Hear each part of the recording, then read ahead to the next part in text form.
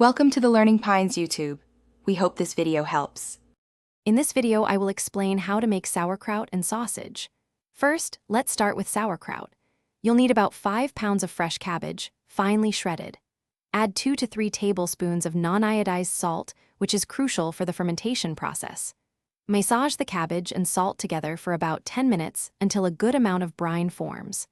Then, pack it tightly into a clean jar, making sure the cabbage is fully submerged under its own liquid. This creates the perfect environment for fermentation to begin. Once your cabbage is packed, place a fermentation weight on top to keep everything submerged. This prevents mold and ensures proper anaerobic fermentation.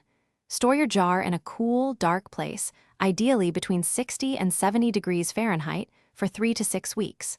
Remember to burp the jar daily for the first 7 days to release any built-up gases. After about 3 weeks, you can start tasting it. Once it reaches your preferred level of tanginess, transfer it to the refrigerator for long-term storage, where it will last for several months. Now, let's move on to the sausage. Start with about 2 pounds of quality pork shoulder, aiming for 20 to 30% fat content for the best flavor and juiciness. Grind the pork using a coarse plate on your meat grinder to achieve a satisfying texture. Next, mix in your seasonings, about 1 tablespoon of salt, 1 teaspoon of black pepper, and any other spices you love, like garlic or paprika.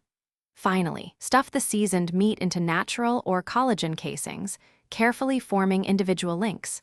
This step is so rewarding. With your sausage links ready, it's time to cook them. Gently pan-fry them over medium-low heat, turning occasionally, until they are beautifully browned on all sides and cooked through. You're looking for an internal temperature of 160 degrees Fahrenheit for safety and optimal taste. The best part?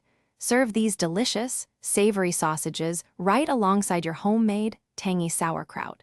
The flavors complement each other perfectly. A sprinkle of fresh parsley or a dollop of your favorite mustard makes for an even more delightful meal.